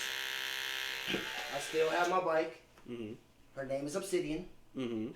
2015 Street Glide Special. That's my boo-boo. Coming home soon. And I try to help folks. Well, let me rephrase. I try to assist and aid folks whenever possible. Now, the reason why I changed my verbiage is because to help someone is they cannot do it themselves. Right. If you can't do it yourself, that's help. Right. But to aid someone is you putting forth an effort to do it, but you need some extra in order to get it done. So, yeah, I don't help anybody. I'll aid you, I'll assist you, but I ain't helping nobody. Okay, so you name dropped Obsidian, right? That's my bike. Obsidian. Yes. Tell us a little bit about your girl Obsidian. Now, the name actually is a volcanic rock found in Hawaii. It's very shiny, and when broken, the edges are as sharp as a razor. Oh, wow. Yes. My bike, if I do not behave myself, she will more than just break my skull open. So, yeah. And she's black. So it's like, oh, she's shiny, she's black. And if I mess up, I get punished. So, Obsidian. I kind of see what you did there. But yeah, that's. How long have you had Obsidian? Obsidian is my 4th bike. And I think I've had it about 2 years. Yep. So this is your 4th bike, so dare I ask what happened to the other 3? The first one I crashed in the parking lot because I had no freaking idea what I was doing. You didn't crash to a parked car, did you? No, I just crashed. Oh, okay. I had no idea how to work the throttle, work the clutch. I had no idea how to work anything. And so I tried to get some of the club members to show me how to ride. I said, man, just get on and ride. Just get on and ride. So I got on, I started it up, and I rolled on the throttle and I popped the clutch. I went about, I didn't go totally 12 o'clock. So let's say this is 3. I went to about 2. So, boom, pow, hit the ground. Jeez. Like crap. So I got rid of. I didn't sell the bike. So the bike that was being sold to me, I actually gave it back to the original owner, and picked up an 89 Sporty, which I never rode. I didn't ride it because I didn't like it. Oh, wow. I hated the way it looked. So you had the bike, but you never rode it? Yep. Oh, wow. I'm like, man, this bike is ugly. I don't want this thing. So I ended up trading it in to another club member for a 97 Honda Shadow Ace. And we named her Cheeto. The reason why we named her Cheeto, because she was orange. And she was messy. She's a messy orange she was a barber, so the back fairing Mm-hmm. was taken off and it was cut, so it's just like a shroud over the back tire. Oh, okay. And my handlebars, I have what's called drag bars. Mm. So the drag bars sit almost as level as the bike, so you're like down like this. Mm-hmm. She had like maybe a 6-inch clearance. Mm-hmm. So yeah, she was pretty low. Mm. She was trash. She was trash. I mean, she was a carbureted bike. Okay. She been rode hard and put away wet.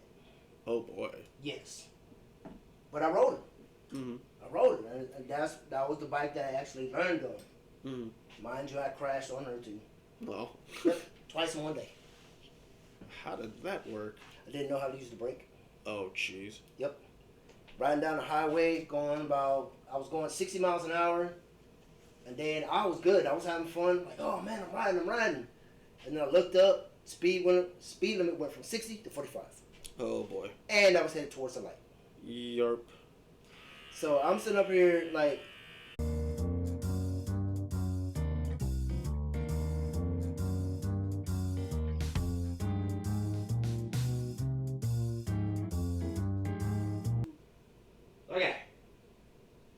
Okay, we're back. We're back. We're back, Just baby. just technical problems, and looking pretty good so far, and such.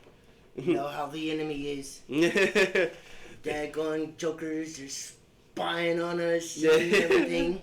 Let me make sure we got audio, because that was the one thing I didn't check. Yeah, we got audio. Good. All right, that was cool. Give them time to get a swig of water. He told me I can't mention their names. You know who you are. Let's see, we left off, you were talking about your third bike, how you got to a street light. Yep. And then Crashed. You crashed. Okay. Yep. Because I was on the front brake Mm-hmm.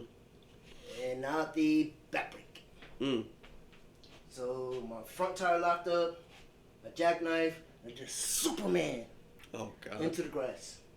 So I did a Superman, did combat roll, got back up, and I was riding with a patch member. Mm-hmm. So I did my combat roll. Mm. I jumped up, gave him 2 thumbs up. He's looking at me like, you're a dumbass. So I picked my bike up, Mm-hmm. started up, boom, we're gone. Because we were going to his house, we were Mhm. making a left-hand turn. So we get into his development, he goes left, I go to make a left-hand turn, Mm-hmm. and I fail to see the gravel in front of me. Those of you that ride, understand gravel is not your friend. Mainly on a street bike. Or not, if it's not a dirt bike, so you don't have knobbies. Mm-hmm. If you have knobbies, you're good. Mm-hmm. I didn't have knobbies. I have straight street tires. Mm. That front tire hit. The bike didn't so much fall as I just said, screw it, and I just laid it down. Okay. I went to go get into the turn. Instead of the bike turning, it went forward. So I just went, forget it, I'm done. Mm-hmm. So I ended up jacking up my shifter. Mm-hmm. So when you get to his house, and he doesn't have tools, Mm-hmm. so I have to figure out a way to fix my shifter because I have to get home. Mm-hmm. So what did I end up doing? Now mind you, this is my first bike. I'm a new rider. How I got home is I sat up there and squeezed my clutch and shifted with my hand. Oh wow. You want to talk about somebody who thought he was the baddest thing on the planet? I thought I was the baddest thing on the planet that day. Because I'm like, yeah, I don't know. Like, you have bikes to where you do shift, you call suicide shifters. Mm. But I've never rode a suicide shift bike. And the thing about it, like, you drive a standard. Mm-hmm. And you know, if you come off that clutch, and you're not in gear, she's not going to act right. So I'm sitting up here, I have to be on the clutch, but here's my throttle. So if I don't give it gas and shift, I'm going to have issues. Mm. Yeah, I was having issues the whole ride home. Jeez. But I got it. I got it in gear, I did finagle it, but I got it in gear and I got home. Nice. But I ended up selling Cheeto. Mm-hmm. And used the down payment for Cheeto to get Obsidian. Mm-hmm. And that's the bike you have now. Yes. And I've been riding hard ever since. That's awesome. Yep. I love it. It's fun. Mm-hmm. So tell the wonderful crowd what it is that you're working on at this time with your man McAgee3's noggin. Oh, well, I'm trying to get McAgee3 to hold his head down a little bit because I was first not going to do the fade in the back until the stream was over. Mm-hmm. But I'm like, you know what? We're doing good, so why not just knock it out? Mm-hmm. You know what? 1 second. Okay. Hope everybody is having a wonderful, wonderful evening. Thank you, everybody, for joining the stream. This is the October 2022 edition of McAgee3 Meetup. I'm your man, McAgee3. My guest is the Association of Original Gentlemen, my brother, Mr. AG. He's giving me a haircut. He's making me look all nice and pretty. So that's it. That's the stream. You know. So yeah. Quick stand up. Stand up. Oh, you guys don't look at me for a second. And sit down. And we sit down. Oh, okay. Yeah. Smaller chair. Cool. That's what I need. All right, I cool. need, yeah. So I can. Silly person, I asked you if we should have used this in the first place. Well, guess what? I wanted you comfortable, sir. Oh, well, thank you. I appreciate it. You are loved and appreciated. Oh, thank you. And we do this. I'm doing this just for the sake of. This is my brother's channel. I love my brother. And I will support him any way, shape, or form. Mm-hmm. And so, yeah. Yeah, and like I said, it's really awesome to have you here, and like more than just having you on the channel for this month's guest, but just you being able to make it to this side of the town, even if it's only for a couple of weeks, because like when you came in that Sunday. When I was at work, you really just brightened up my day. Like, dude, I'm sitting up here. I walked in. I'm like, yo, where's my brother? Where's my brother? Where's my brother? And when I saw you, yo, this cat was in rare form. He does not look, people. He's sitting up here. He's scanning stuff. He's like, do do do do do do do do do do do do do. And it's like, yo, seriously, he could do that? No, he could do that. And I'm just so proud, man. Just so proud. And then I'm like, I walk in and I don't try to, like, I'll never embarrass my brother. I'll never do anything to embarrass him. But I went and put my hand on his shoulder. Said, yo, bro, you good? This joker tried to kill me, man. He's like, yo, bro! Oh, I love you. I'm like, yo, dude, oh, man. Oh. Yep, that was my jaw. It's all good. I'm fine. Thank you. Thank you. So, and that made me feel it, like the value. The value, not validation. Value. Yeah, because we haven't seen each other in what, 5 years? 5 years. Yep. But the grind never stops, and we gotta keep going. Yeah. But it's like I keep in contact with this guy on a regular basis. Check up on him, make sure he's all right. And the main thing that I can input into his time being here is that it's just really, really good seeing my brother with a smile on his face. That's not smile, man. That's gas. I mean, okay, it's really good seeing my brother with gas, because some of the talks that you and I have had, you've been lacking of gas. Yeah. So. I've been, like, heavily backed up. Right. It's extremely backed up. Mm-hmm. And then coming home, I get to release all my gas. Mm-hmm. And it's so good to release the gas. Yeah. People, never be ashamed to release your gas. No, do not be ashamed to release your gas. Yeah, because we weren't ashamed to release our gas. No. And that's no, literally, we're not ashamed to release our gas. You want to tell them about when you went to games and stuff with me? Yes, sir. Yeah. Shoot.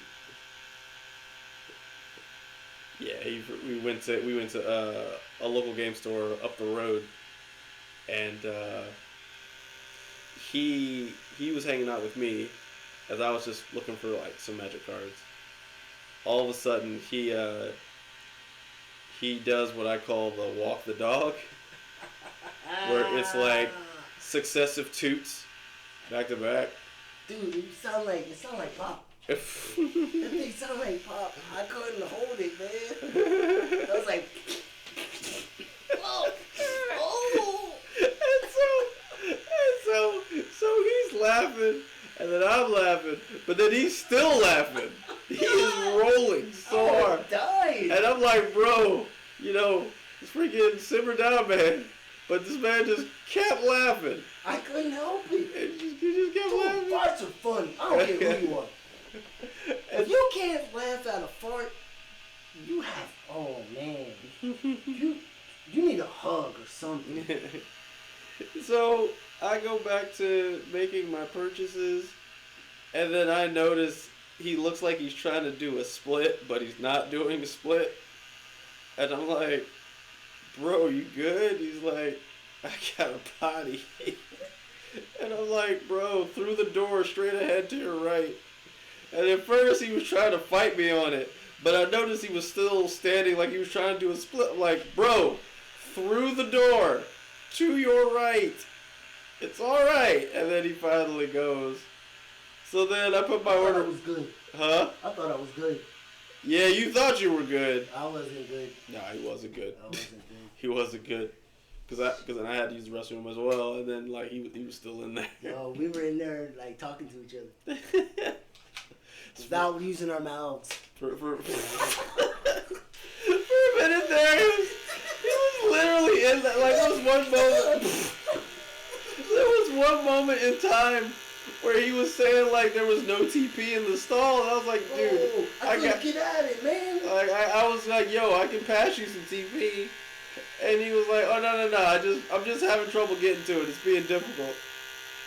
And so then that was it. And then we finally came out of there. I went back to the register. The cashier actually made a comment about it.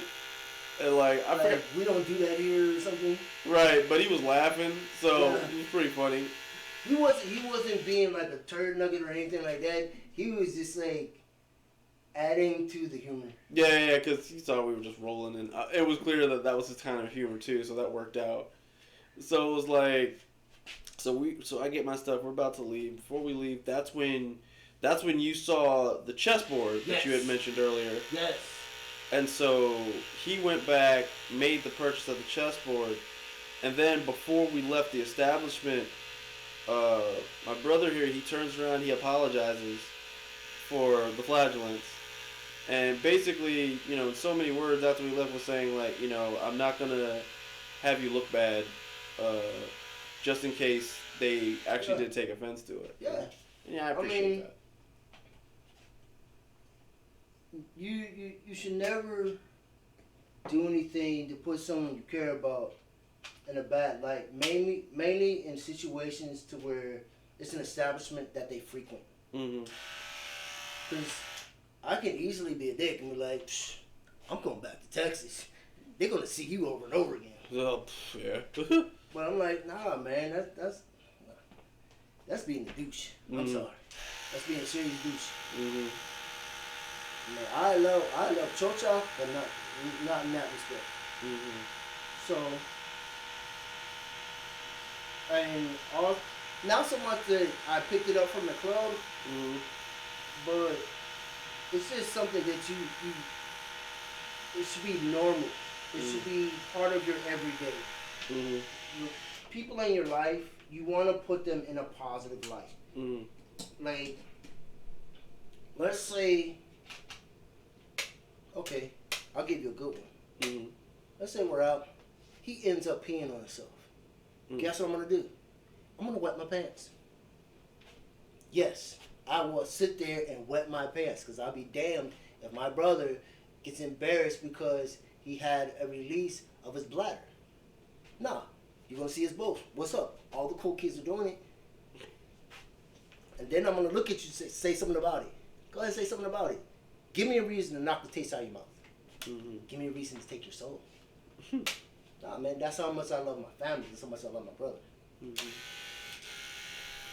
Yeah, and there's something too about when you're visiting someone, you know, from out of town, and you know you have a certain character about you, but you still have the wherewithal to attempt to correct a situation that you may or may not have created without somebody having to direct you to do it. Like, that is a really good sign of, like, you know, common sense isn't the right word. It's more just being there is a term for it. I'm just gonna say being a really good guest. Just being a good person, you know? Tactful? Yeah, there we go. Tactful. We'll go with tactful. Tactful. Right? You know, it's like, cause I'm not gonna lie. In earlier days, like, that was something I had to pick up and learn. And for a lot of people, some people don't learn it at all. Yep. Because a lot of times, and this is something that he mentioned earlier, when it came to, like, how with the history of the bike club, they show respect to each other. Whereas, like, if you go out to, like, your local grocery store, you know, not so much. Like, you know, just, it doesn't take much to be courteous. Nope. Sure enough doesn't. It doesn't take much at all, right? Nope. You know, just to excuse me or my apologies or, like, what have you, right? It doesn't take much, right? Simple courtesy.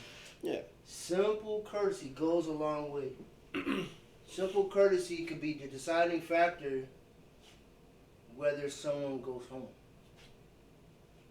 It's like we make stuff so difficult because we feel that if I'm courteous, I'm yielding to someone else. They have they become better than me. No, dum-dum. It doesn't make them better than you. You're showing courtesy because it's just something nice to do.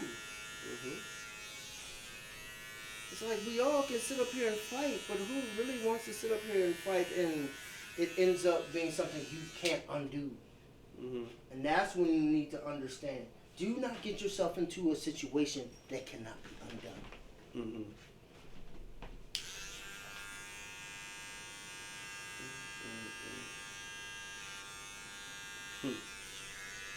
Wise words. Wise words indeed. And like I mentioned earlier, like, you know, it is something that can take time to learn. It does. But once you do, like, you know, it makes the world around you a lot less sucky, at least for yourself. Yes. You know, and let's see. All right. Okay. All right. So I got a fun one. I got a fun one for you. Fun one. Out of all of, you've been a very hearty eater since you come into town. Oh crap! Have I? What has been, we'll say, your top 3 dishes that you've had up to this point? Top 3 dishes. Oh man, that's a thing. Because we're supposed to have, like, I've been craving crabs since I've been home. And I haven't had, well, no, we did go out to the seafood place. But I was like, yeah, left dangling like a participle. But basically it was just mom's cooking. There was no, any one dish over another. And like we baked a cake, we baked a pound cake. Mm-hmm. That right there sent me over the top. Oh. Just being able to, because it's not like, okay, mom does all the work. No, I was able to like add a little nuance to what I've learned, and this is so cool to just sit there with mom. I took pictures. It's like, it's like, but that was the top, baking that pound cake with mom. Oh, that's good. Yeah, I love to cook, ladies. I love to cook. I just simply just love to cook, and I love to eat.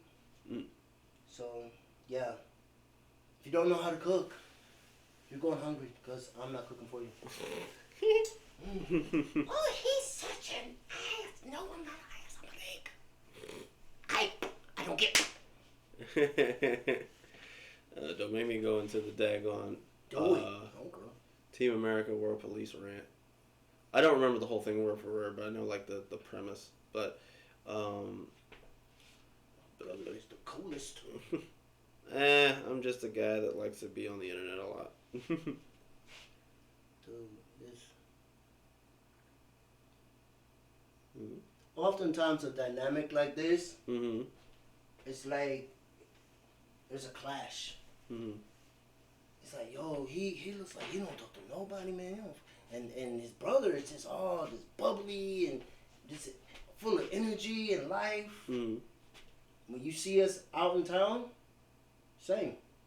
He's full of energy and life. What you're seeing on your screen right now, you're not going to get when I'm out in town. Why? I don't know you. See, everyone out there right now, you know him. And you are connected to him. You are part of his society and his social circle. So I'm sharing with you what he gets every day. You're welcome. Pepperjack chimes in. This is a YouTuber I follow who just got married, and her wedding and first dance at the reception was 100% dedicated in tribute to Gomez and Morticia from Addams Family, down to the black dress and corpse-like makeup. Insane but beautiful. Kind of wish we'd have thought of that. Yeah, that would have been really neat. But we were, like, Pepperjack, you and I, we hadn't really been, we're not that big on, like, Addams Family, though, like, I've never heard you really bring them up too much. Like, maybe if we were more, into the Addams Family like that, probably would have came up with that. But yeah, that sounded like it was really awesome. And Pepperjack, you're awesome. All right. Yeah. Association of Original Gentlemen. Yes. I want to take this opportunity to thank you for coming through to be this month's guest of McAgee3 Meetup. Thank you. I appreciate it. This was fun. I enjoyed myself. Thank the audience for just being a part of this. This is therapy for me. I'm really stepping out. This is way out of my wheelhouse, out of my comfort zone. And just, it feels good. And thank you. Thank you, brother. My favorite of your guests, but I'm afraid I'm very blessed. Wait, what? My favorite of your guests, but I'm afraid I'm very biased. Oh, okay, biased. Oh. Why are you biased? What is the bias? Oh, okay. I got it. Yeah, you get it. Yeah. So yeah, we take this opportunity to appreciate Association of Original Gentlemen for stopping in, being a guest on the channel. I stream every Tuesday, Friday, and Saturday at 10 p.m. Eastern Standard Time, USA. Tuesdays are Tuesdays. Fridays, TJ and McAgee3 we do adventure games. Saturdays, we do fighting games. If you like your song, give your man a follow. Love your song, give your man a sub. But either way, let folks know that McAgee3 is out here putting quality content for each and every one of you. Social media. Follow me specifically on Twitter, Instagram, and DeviantArt at McAgee3. I also have a YouTube channel called McAgee3 Productions where I do my off-stream grind, casual crashers, and this episode of McAgee3 Meetup will be posted very soon throughout the course of this week. If that's something you're interested in, hit the subscribe button on the YouTube channel to get up to date on the content that comes up there. I'm also an artist. I do emotes, sub-badges, avatars, and banners. Currently, I'm working on my original comic book, Blue Ninja, The Story of Nevia, which you can find on the DeviantArt page, deviantart.com/McAgee3. Episodes 1 through 5 can be found for your reading pleasure on the DeviantArt page. And you can catch me every Tuesday working on something of, by, or related to Blue Ninja. So check that out. It's awesome. Check it out in the chat. You're looking very fresh, Prince, my love, but you wear it better than Will Smith. I'm pretty sure at this point I think I wear everything better than Will Smith, so that's kind of goes without saying. So thank you. A little bit of a close up so you guys can kind of see what all's been going down in this town. I'm gonna turn around, go backwards. Make sure you guys get a good look at it. I'm gonna turn back around again. My brother looks like there might be a few touches you want to do, so we'll probably just do that after the fact. Mr. Agee. See. Do you have any closing remarks on the way out the door? Love each other as you would love yourself. All right. Works for me. Thank you one and all for spending your precious time for your man McAgee3. You all spending your precious time with me lets me know that my content is worth your precious time. Your time is exactly that's very precious to me, so thank you very much. I do apologize in advance for the technical issue we had just now. My computer's being dumb. I'll take care of that. Shout outs on the way out the door. We've got Pepperjack 1986. We've got Ace Moments 774. We also have Follow the Kaiser. Make sure you guys follow Ace Moments 774 and Follow the Kaiser on Twitch. They do some wonderful, wonderful content.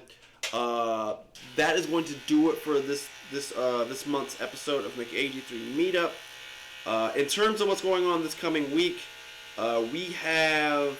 I'm not sure what we're going to do for Friday. We'll figure it out as we go. I know Saturday we're going to be playing Multiversus again because Multiversus is life at this time.